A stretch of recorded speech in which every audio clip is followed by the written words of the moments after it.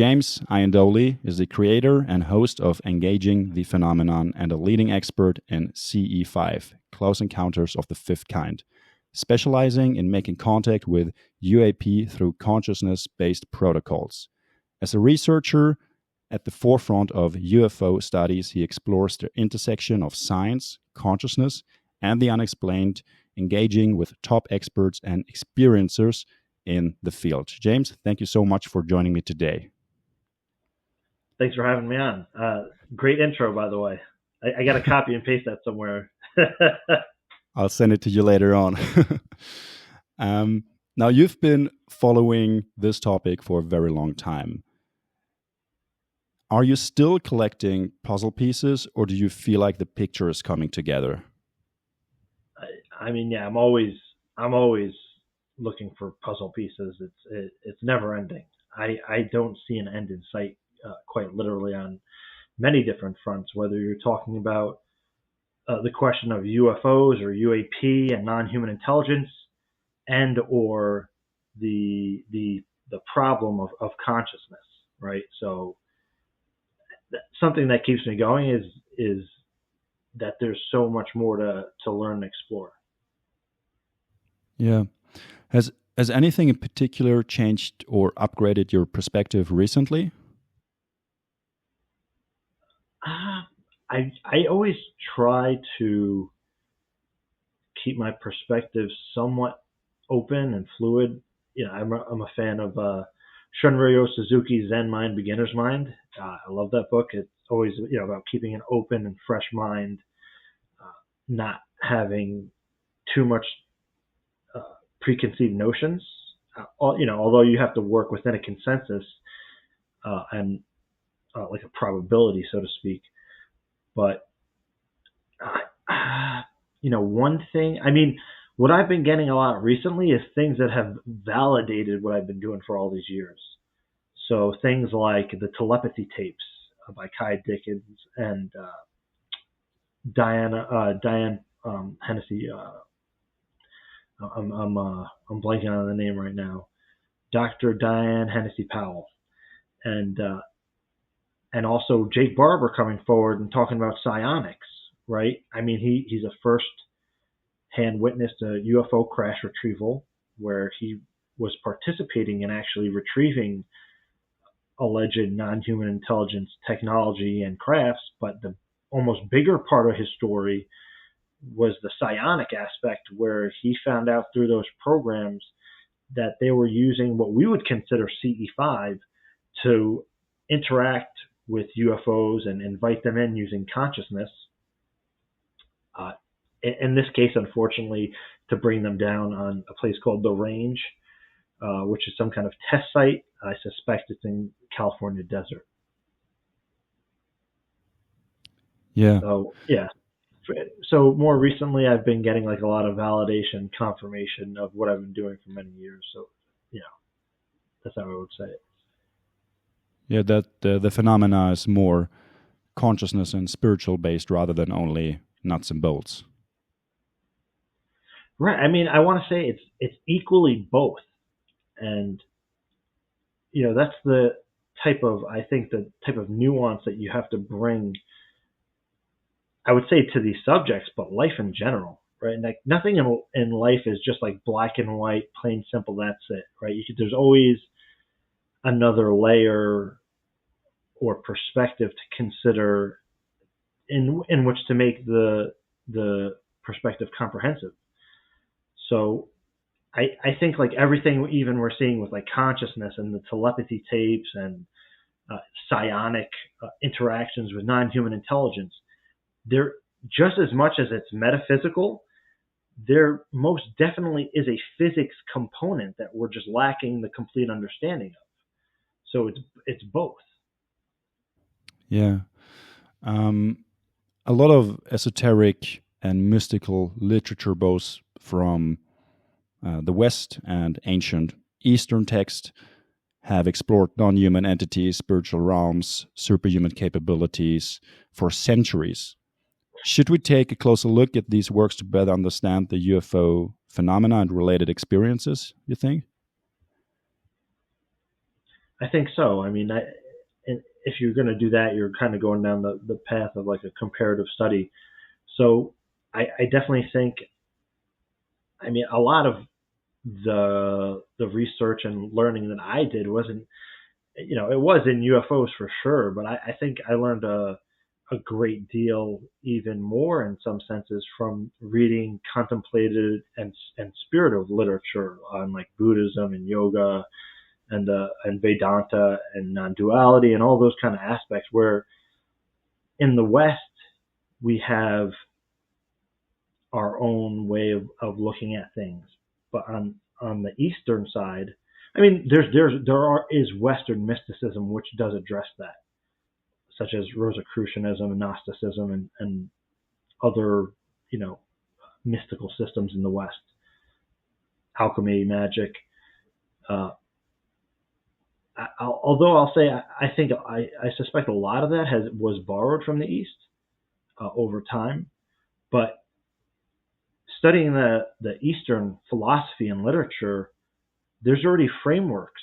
They've had the cosmology that already addresses non-human intelligence. It's part of their belief. It's part of their culture. It's part of their reality. So they already have the map in place, so to speak, of like, oh, well, you have humans here and there's these other non-human intelligence entities, and this is where they reside, and this is how you can interact with them, that kind of thing. So that's in the East, it's already all there.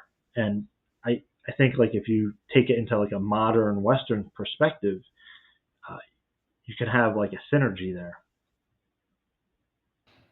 Yeah, so you feel that the ancient Eastern framework of reality is the one best suited to explain what we in the West now are struggling to basically comprehend and reconcile. Right. I mean, that was my path, at least. That's the way in which I learned it. I studied a lot of Buddhism and yoga and Vedanta and similar traditions, but also there are Western systems that do address that. I think some of it's borrowed again. Like Rosicrucianism, as an example, is very apt for all of this kind of stuff. Not just non-human intelligence, but psi phenomenon, metaphysical abilities. They, all these kind of systems have, not only the framework in which to understand these perspectives and realities, but also the means in which of how to interact and how to engage in it. Yeah, and particularly when it comes to engaging with it. Now, C5 is a core aspect of your work. I mean, you're one of the leading professionals in this field. What are we making contact with, and how would you explain what is happening? Yeah, so that's going to be up to debate. There's people that are determined to say, when you're doing CE5 and you're interacting with some kind of anomalous phenomena, at least with CE5, the way that Dr. Stephen Greer teaches it, his goal is specifically to interact with extraterrestrial intelligence. He specifically states that. Now, you can be doing CE5 even the way that Dr. Stephen Greer would teach it, through the CE5 protocols, and interact with something completely different, right? Even though your intention is to interact with extraterrestrial intelligence, maybe that's the case that is going to happen most likely.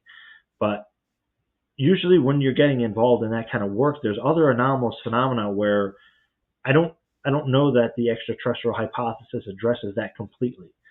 I do think that the extraterrestrial hypothesis is very probable, and what we're seeing with the UFOs and UAP, non-human intelligence, at least in some of the case.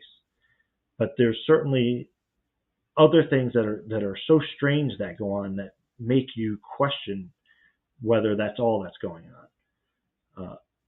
I'm sorry, what was the second part of your question? What are we making contact with, and how it is happening? So how it is happening, that's the $1 million question. We have anecdotal perspective on that as well. You can use protocols to do it using consciousness, intention, meditation, and invite the UFO phenomenon to interact with you. The actual scientific mechanism of that is up for grabs, right? Whoever gets the answer to that gets the Nobel Prize. But generally speaking, there's a number of different protocols or ways that you can go about initiating contact, and consciousness is usually at the center of it. It's the most effective. And over the years, if you look back at the UFO literature, you'll see people that, whether, not even a CE5, right? They just have a UFO encounter. It always comes back to this, well, there was this telepathic connection. There was this telepathic communication. So that is always at the center of the UFO phenomenon and encounters. So in something like CE5 or contact work or the psionic summoning or interaction, you're using that same process, but you're the one that is initiating the interaction with non-human intelligence. Again, using something like meditation and intention. But the more that you practice it, the better you're going to get. Yeah. Islam and many other religions warn against human-initiated contact with non-human intelligences. There are also rumors of elite Christian factions within the government that share this view. What is your perspective on that? So I don't want to undermine their concerns. There certainly are concerns if you're talking about engaging and interacting with non-human intelligence, right? Especially like an advanced non-human intelligence, whether they're spiritually or technologically advanced. So I do think that you should be mindful of what you're doing. At the same time, there's a lot of knee-jerk reactions to that kind of thing.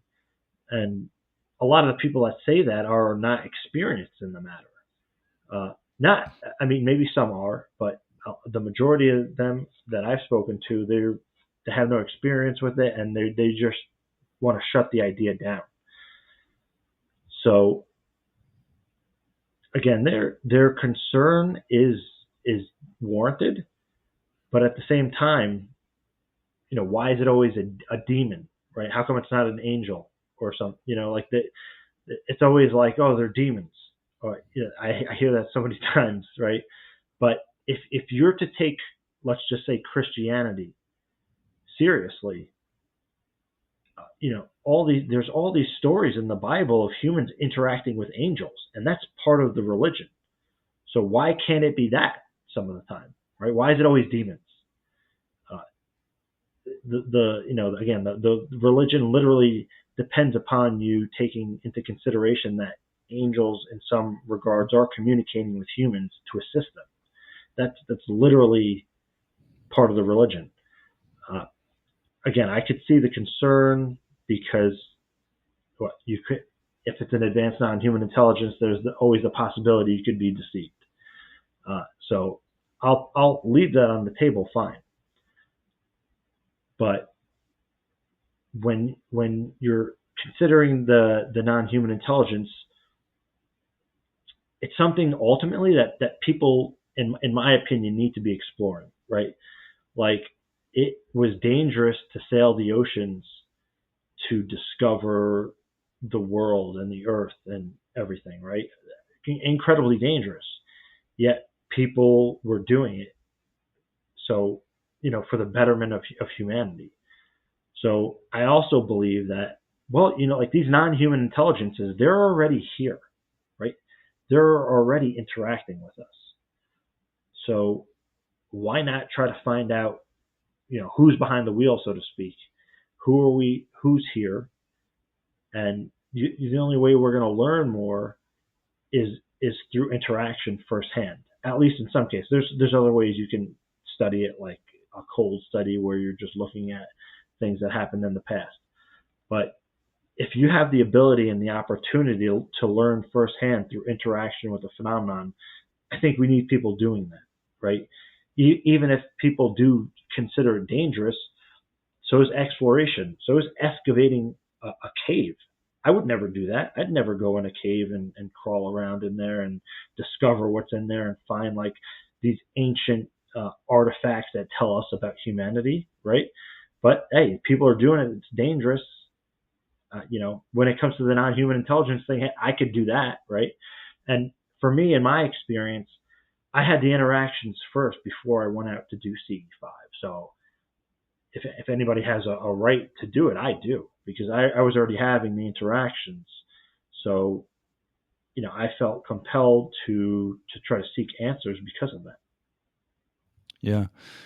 And obviously, from a Western scientific perspective, this entire subject might appear as something very new.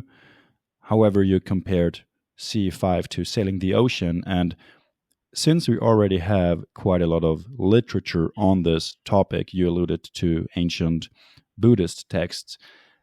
Do you think there has been a time period in human history where it has been more common to engage with the phenomena and be more aware of other realms? I do, and I think actually that's a big part of disclosure. Is not just about, wow, there's UFOs and there's non-human intelligence that are here on Earth engaging us, but we've had a relationship with these non-human intelligences probably throughout our history, and that's part of disclosure, right? Is that once you acknowledge non-human intelligence officially, you have to kind of like, what is our place in the universe, right? Have we interacted? Are these the entities that we've read about in these ancient texts? Are we even somehow related to them in any kind of way? We share consciousness, sentience. We share this humanoid figure in a lot of cases. So what is our connection to them, and who are we really as a civilization and a people? Yeah. Do you think the entities that appear during C5 are the same as those that show up in ritualistic magic, such as in the works of Aleister Crowley or the Shams al-Marif? I don't know. I know people have speculated such things. I'm experienced in CE5, so as for the ritualistic magic, I don't know if you're inviting the same kind of intelligence. It's possible for sure, but then there's a bigger question of the phenomenon in general, whether we're to take certain experiences at face value, or if the phenomenon adapts to our expectations and our state of mind when we have an interaction. So, is it the same intelligence when we go out to CE5 as if we were to do one of these ritualistic invocations of some kind of entity? That's a great question, and that's why I think more people need to be studying it, because whether or not it's the same thing, it appears in different ways to different people in the different examples.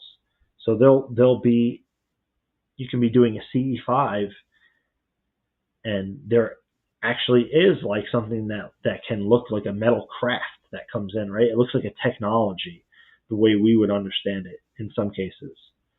I don't know that happens when you're doing the magic rituals, right? If there's magic rituals that do a summoning or invocation, and a metal disc or craft appears while doing that, it seems that the outcomes are different when you're doing CE5 compared to ritualistic magic, but that could also be the phenomenon reacting into the, in the manner in which that you're reaching out to. So this is why it needs to be studied, right? Because who knows? Yeah, no, it's very interesting. Many question marks. But speaking of, C5, it appears that the common theme is to first raise the consciousness, heighten the awareness, and then set a certain attention, so to speak. And please correct me if this is not the case, but there are certain protocols, such as the Stargate project or the Gateway process, that suggest that there are systematic ways to tap into heightened awareness, gain access to superhuman capabilities. What other methods are you aware of, and how would you go about explaining them? Yeah, so as many different people there are in this world, that's how many different methods there are to go out and do this times 100, because each person can literally come up with 100 different ways to go out and initiate contact with the phenomenon and engage in the interaction. It comes down really a lot to intention. Some people work better with a structured framework. Other people work better with more intuitive approaches to engaging with the phenomenon. Another way, right? You mentioned hemisync, and hemisync, although it's using the binaural hemisync technology, it's also somewhat of a guided process. You hear the voice of Robert Monroe, and he's guiding you through the process of what to do. You could also very much use binaural tones. I love Dr. Jeffrey Thompson's work. He's my favorite when it comes to the binaural tones. I like a lot of what he does, but Gamma is one of my favorite, or Gamma 2.0. But you could just listen to binaural beats or tones like that and do your own visualization process, imagining, or you can, do the remote viewing where you're intending to remote view a non-human intelligence and then invite them to come interact with you. You could even combine the two where you're using binaural tones and using the CE5 protocols. So it's like you're using the CE5 protocols, but you're augmenting the process with binaural tones, right? So, another approach that I really like is something I had called metta contact. And metta is a Buddhist practice that focuses on, it's called loving kindness meditation. But another way to look at it in the West is like well-wishing meditation. So the focus and the center of the meditation, the object of meditation, is like a wishing well to every sentient being in the universe, and like being in a frequency or vibration of like love and gratitude and that kind of thing. And when you are kind of like emitting those frequencies or that vibe, you can say, and with the intention to interact with the phenomenon, that's literally a process in itself. That's all you need to do. Excuse me. Yeah, so that's another process. There's another process that's somewhat similar to that, is actually based on heart math and the heart math approach to meditation. But it's not only meditation; it's the process which they call heart rate variability. And if you look up, actually, I made a video called "A Practical Guide to Contact Work." It includes like 5 different methods you can use for this kind of way to initiate contact with the phenomenon. And the heart rate variability is basically, it's similar to the metta, but it's combining a specific breathing pattern, I guess you could say, where you take like first you actually physically touch the area where your heart is to set the intention and focus on the heart, and then you feel feelings of gratitude and, again, loving kindness along those lines, well-wishing.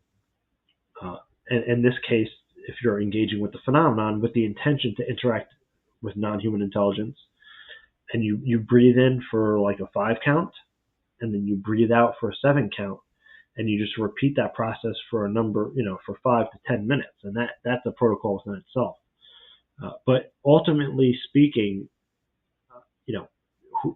everybody's going to come up with their own protocol to engage with the phenomenon. Like you could have a yoga session, and while you're doing the yoga and focusing on your breath, in the background you're kind of looping an intention of interacting with non-human intelligence and inviting them to interact with you. That in itself is another like protocol, you could say. Yeah. There's actually a ancient Eastern text. I'm not sure if you're familiar with it. It's the Yoga Sutras of, I think, Patanjali, if I'm pronouncing that the right way. But it's pretty ancient. Yeah, exactly. You're aware of that. And it basically describes different techniques towards enlightenment and heightened states of awareness. And as a by-effect of those heightened states, you may also develop certain cities, as they are called. We might call them superhuman capabilities in the West nowadays. However, in that book in particular, they're sort of portrayed as being distractions, and that one chasing enlightenment should not focus too much on them, since they can distract you on the journey itself. What's your take on that? Yeah, so I actually love the Yoga Sutras of Patanjali because it is a very concise and direct guidebook for how to elevate your awareness. So the idea that such things are distractions, like there is something to be said about that. If your goal is to become fully awake, that you don't want to focus on contact and interactions with non-human intelligence. It can be a part of your journey, but if your focus and your main goal is just to become completely awake, then you don't want to. That's what your focus needs to be. So in the case of yoga and Buddhism, that would be, how do I, not have attachments and aversions and be fully awake in this moment. And that is it, right? And they have a guideline for that, which they outline in the Yoga Sutras of Patanjali, which is the 8 limbs of yoga. And again, Sean Asbjorn Hargens had an approach on not the Yoga Sutras per se, but the idea that interactions with non-human intelligence is a distraction. And he said, well, no, there's a lot you can learn from it. So why don't you use it as a learning tool? So in Buddhism, we would actually call that upaya, or skillful means.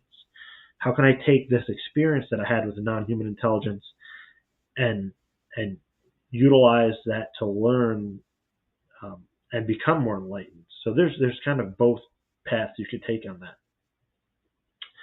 And I understand what the Yoga Sutras are trying to communicate in that is that, like, if your goal is to interact with non-human intelligence, then it's not a distraction to do that. But if your goal is simply just to become the most awake and aware and enlightened, so to speak, that you can be, you don't want to be chasing the idea of interacting with non-human intelligence and making that your primary focus.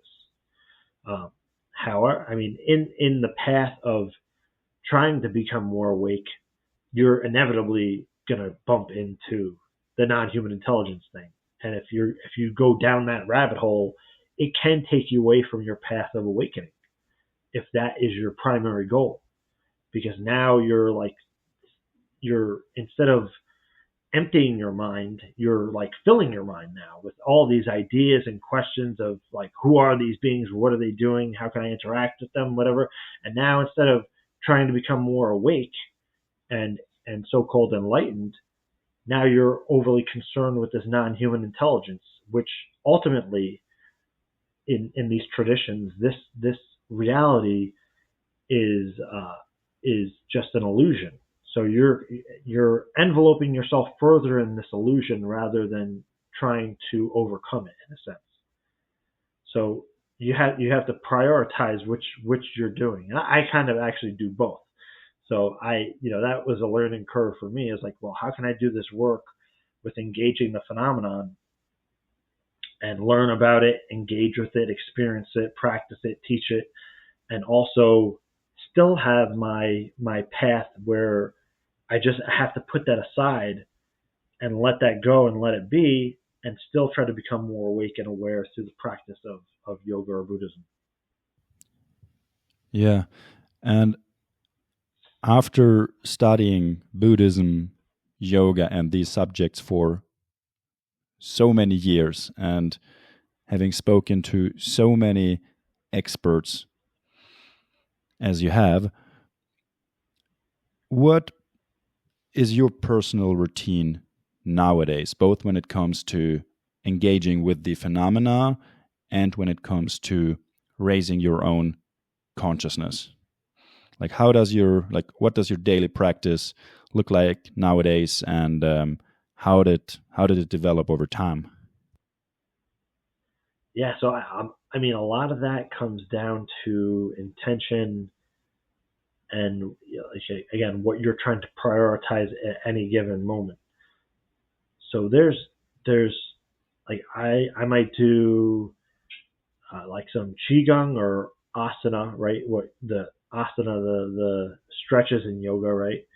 Pranayama, and I might do a meditation, and it might have nothing to do with engaging the phenomenon. It's just for my becoming, maintaining awake and aware and that kind of thing, right? And studying the Yoga Sutras, or for whatever reason that day I might feel more inclined to, like, okay, I'm going to go do a CE5. I'm going to utilize this meditation to, actually interact with the phenomenon or try to communicate with the phenomenon.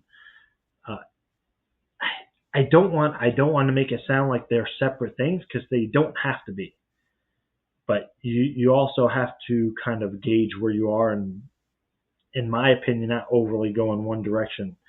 At the same time, again, and this is my experience and opinion, is that you just have to let whatever it is spontaneously unfold.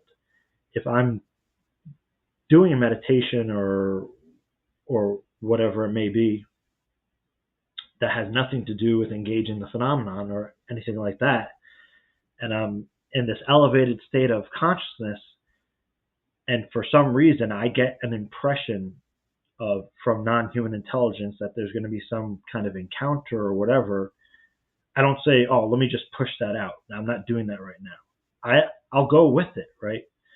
So, it comes down to, number one, discernment. Number two, what you're prioritizing at a given time. But number three, also kind of letting things unfold naturally and organically and spontaneously as well. So to answer your question specifically on a routine, like I might, through a day, let's say in the morning, do either like a qigong or yoga, or I might not. I might just do like a pranayama and then a meditation that has nothing to do with CE5 whatsoever. It's just for like general awakeness, we can say. And then later in the night, I might do especially if I'm planning to go out and out into the field and do something like a CE5. In the evening, maybe I'll do a meditation for 20 minutes, and then I'll switch into like engaging the phenomenon mode and gear it towards like a CE5. Or vice versa, right? For whatever reason, I might wake up and be inspired to do a CE5 or interact with non-human intelligence. And in the morning, I'll do my CE5 stuff, right? And then later in the evening, I'll just do straight up, Buddhist or yogic meditation, that kind of thing, or whatever. I don't want to also advertise a specific path. People stick with whatever you're doing. Don't do what other people are saying to do. You have to follow your own path. But and that second meditation in the evening might have nothing to do with like a CE5 kind of thing, and I could still go out and then something occurs, right? So it's I mean, for me, it's just fluid. It's just all these things are part of my life for many years now. So it's very organic and spontaneous. Yeah. You've had quite many personal encounters, and you've also heard about from a lot of people about certain encounters and a lot of information. So based on everything that you've experienced and learned over the years, do you think this is one unified phenomenon or several different ones? Because if multiple, why do they appear to be so synchronized in terms of making themselves visible and being experienced by humans? Right. My own opinion is that we're dealing with different intelligences, not just one. And that ranges from everything from extraterrestrial intelligence all the way to spiritual entities or even what people would consider angelic, or I'll even say demonic. Let's go there. However you want to perceive those entities, light entities, shadow entities. Even through my own experiences, there's been many experiences that I had that were significantly different. They had different signatures, they had different feels, they had different phenomena that appeared in different ways. I've seen things that look like metal structured craft. I've seen things that are just light, right? Like orbs, and everything in between. So my own opinion is that we're dealing with different intelligences, and that when you're getting into these subjects, right, whether it even be meditation and awakening or engaging the phenomenon, CE5, psionics, remote viewing, when you get into that kind of work, you kind of like crack your perception open, and now anything is possible, so to speak, and everything's on the table. So Jacques Vallée had noted this, that somebody has like a UFO encounter, and all of a sudden they start having this like spiritual transformation that is, in some way has nothing to do with the UFO per se. It's in my opinion, that's like a much bigger kind of thing than just like, oh well, there's these entities here, and they're in this metal craft and they're visiting and they're interacting with people, to like, wow, I just had an entire spiritual transformation of who I am, right? So I think in engaging with the phenomenon, that ultimately it's going to open your entire aperture, and now all these what we would consider extra physical or non-physical realities, subtle realities, we're now more aware and aware to perceive them, because we've passed the threshold of just the 3D materialism consensus reality. In some regard, our consensus reality has cracked open, and all these other realities that are always there are starting to bleed in. Yeah, I really like that analogy. I think it's very fitting. If spiritual or non-human beings are behind UFO crashes or interactions, why would they allow their technology to be recovered by certain human governments? Shouldn't they be beyond human power structures? And the reason why I bring this up is because there's been talk about donations and where a craft landed rather than crashed. Right. So this is a great question, and I wish I had more authoritative perspective on this, where I can say I know, they're doing this because of this. I really don't know. I suspect um, that for whatever reason, if some kind of non-human intelligence gives us a technology, that probably means they want us to be aware of it for whatever reason. Uh, those entities. I don't know if those are the same entities that are so-called spiritual entities, uh, or if it's just, again, what we would consider an extraterrestrial intelligence. So in some cases, it seems that there are crafts that are brought down, and I do think that happens. There's some people that say, "Oh, well, they're too advanced." It's still, even though it was appeared to be shot down, it was still a donation. I'm not so sure about that, and that's kind of what I'm leaning towards when I say I think that we're engaging with different intelligences.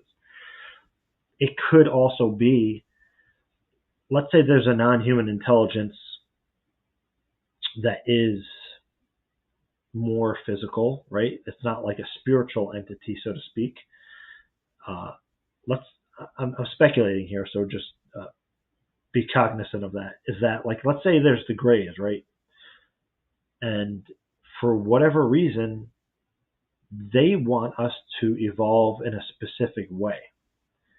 Well, if they give us our technology, and we start developing their technology, maybe ultimately for the purpose that we're going to eventually integrate into their society, right? This is just one very speculative example of, like, who knows what the intentions are of these different non-human intelligences that are either giving us donations, and or by happenstance we actually do take their technology down and we're trying to reverse engineer it. So that's a very complex question, and I'd love to hear more actually from people in the UFO program who have been working on the material, what they think and what they've learned from it. Yeah.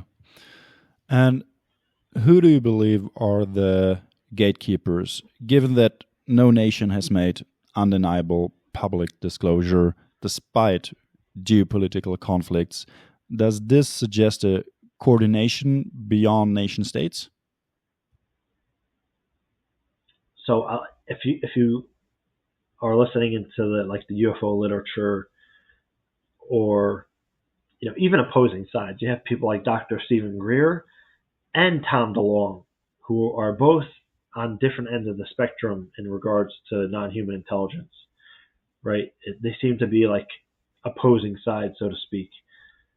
And, they're both saying that there's this transnational group that transcends nations, that, the people in this case of what both like Stephen Greer and Tom DeLonge and others would describe is that, these people are loyal to their cause and not to the nation that they happen to come from, right? Their focus is on their interests, and that's what their concern is, and that they're going to act accordingly.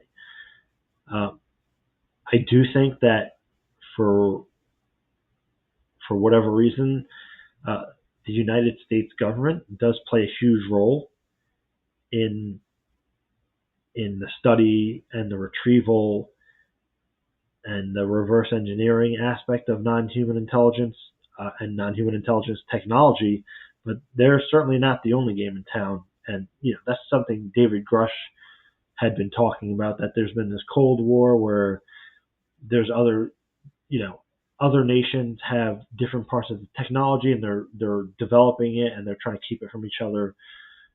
And I think that's part of it, but it does seem like the other part of the conversation, that there is this transnational group that's maybe infiltrated or influencing the other nation groups, but a transnational group that has nothing to do with that Cold War, that's actually probably on the top of that pyramid.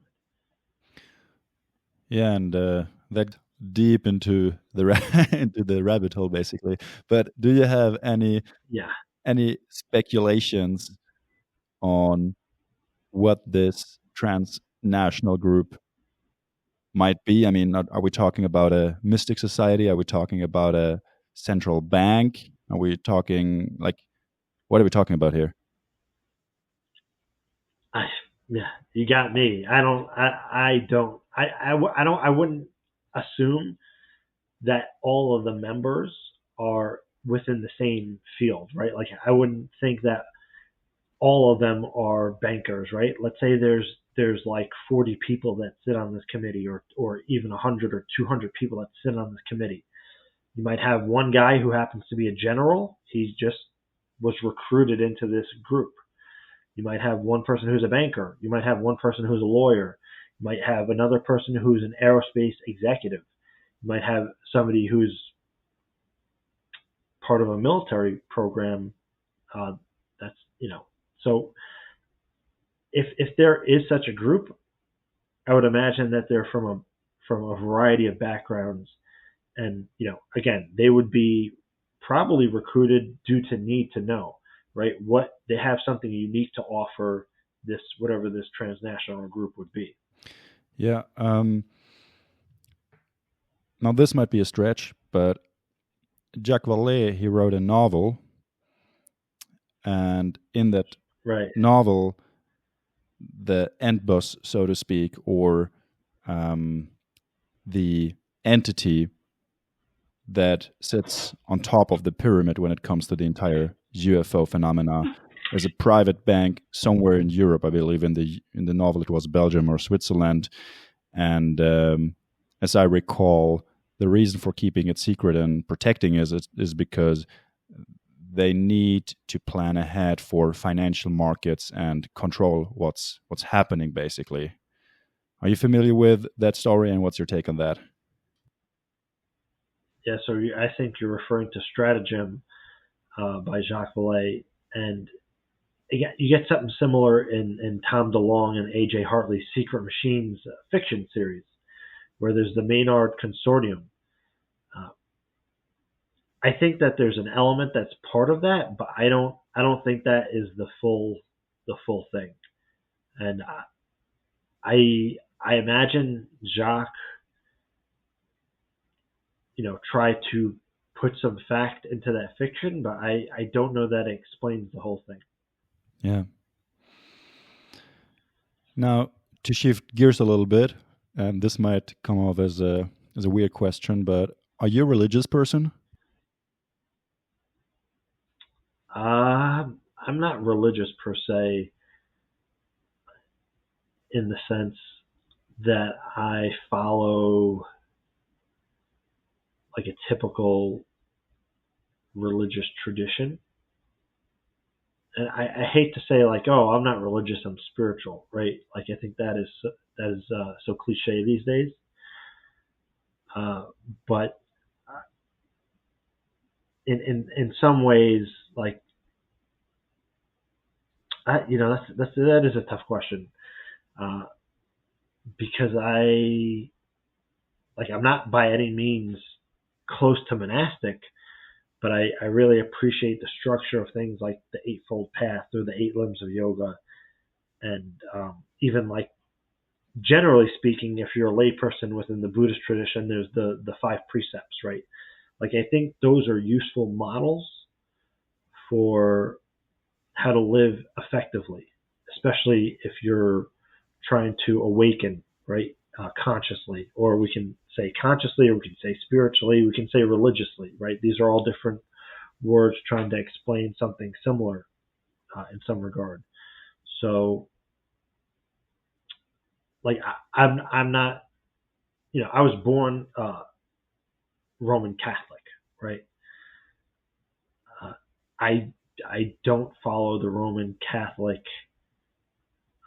tradition, so to speak, religiously, but compared to, let's say somebody, they go to church, once a week, and kind of that's their the way they practice their religion. Well, I actually sit and participate in prayer uh, and meditation on a daily basis. It's part of my life. So in some ways, somebody might consider me like a lay person, not a monastic, but a lay practitioner. So I'm not religious in the sense where I follow a specific religion to the T, but in the way that I live my life, somebody would almost consider it very religious or spiritual in some way, because I have my own kind of structure and protocols to that. Yeah, and as you said, I mean, you're dealing with a very broad spectrum of reality. So, have you arrived at a perspective that reconciles consciousness, UFO phenomena, God, science, and entities into one framework? Or, yeah, what do you make out of? Oh, wow. I mean, I think every kind of perspective has something to offer if you're willing to learn from it. Whether you're talking about the Christian faith, Jewish faith, Muslim faith, Sufi, Taoist, there's so many rich perspectives, cosmologies, and they're all different traditions and frameworks which humans have developed over generations that are trying to explain reality through the framework in which they were built. So I don't think that there's just one, and I am kind of the idea that you shouldn't just limit yourself to one, right? Even if you're like a practicing Catholic, right? You can still acknowledge other traditions and appreciate them and not follow them per se, right? I mean, I guess some people would probably consider that blasphemy, but there's been attempts to kind of create a framework like integral theory that is super cool, right? That tries to integrate all these different perspectives and have like a unified approach. The only approach that I can have is my own. I'm James, right? Engage in the phenomenon, or whoever or whatever I am, right? Ultimately, right? Source, oneness, all that, right? I can only have in some way my own approach based on my own experiences and my own knowledge and what have you. So I try to keep it in that light, is that although I study all these different things like yoga, Buddhism, Taoism, and all the other, Chan, Zen, all these other traditions, Sufi, ultimately it's just my own perspective, right? And there's all these different perspectives that are out there that you can learn from. So that's kind of how I would describe it. Yeah, and it at least sounds to me. I mean, you've made a lot of mention of ancient Eastern literature, so it at least appears like it's going more towards that direction. Would you say that's correct? I resonated a Yeah. lot with them, right? And people will speculate like, oh, past lives or karma or whatever it is. When I was coming into meditation and really seriously practicing, though, that was it just resonated very deeply with me. And for better or worse, when I look at things like theosophy or Rosicrucianism or Gnosticism, I see a lot of the Eastern aspects in Western mystical traditions, which in some cases, like Madame Blavatsky, was traveling to the East. So a lot of knowledge did come from there. Not to say that there's no originality within the Western traditions. Actually, it's very. I think that you can make a synergy of the Western approach is very assertive and very adaptable. I mean, the East is too in some senses. So it just happens to be that is where a lot of my study and practice was, but I'm always, looking at everything that I can. You mentioned Blavatsky. I mean, there are other writers or philosophers or thinkers such as Rudolf Steiner or Franz Bardon, who have a very detailed framework of the world that includes, superhuman capabilities, non-human entities, different spiritual realms, a lot of things that we now see popping up more and more in the UFO field now that it's moving away a little bit from only nuts and bolts, physical aliens coming here from Andromeda or something. Yeah. Have you looked at all in that kind of literature? And last question on that note, in particular, are there any books or people who you would say have influenced you the most? So that would be two questions. Wow. I'm sorry. I have. Wow. I have the secret teachings of all ages. I have the secret doctrines. I have Isis revealed. I have the Yoga Sutras of Patanjali. I probably have like 5 or 6 different translations of it and commentaries, at least maybe more like 10 actually. I have and regarding to books, I love like even something as simple text as the Book of Five Rings by Miyoda Musashi. The Tao Te Ching by Lao Tzu, right? Like I've learned a lot from all these books. There's so many great books out there, and I would recommend to people just like go on what your inclination is, right? Go where you feel like your path is leading you and explore that. There's so many. There's so much stuff that I haven't gotten to that I'm still trying. Like even Rudolf Steiner. I'm only looking into Steiner's work more recently. Actually, because of the work of the late and great Dr. Robert Gilbert, who had just recently passed away.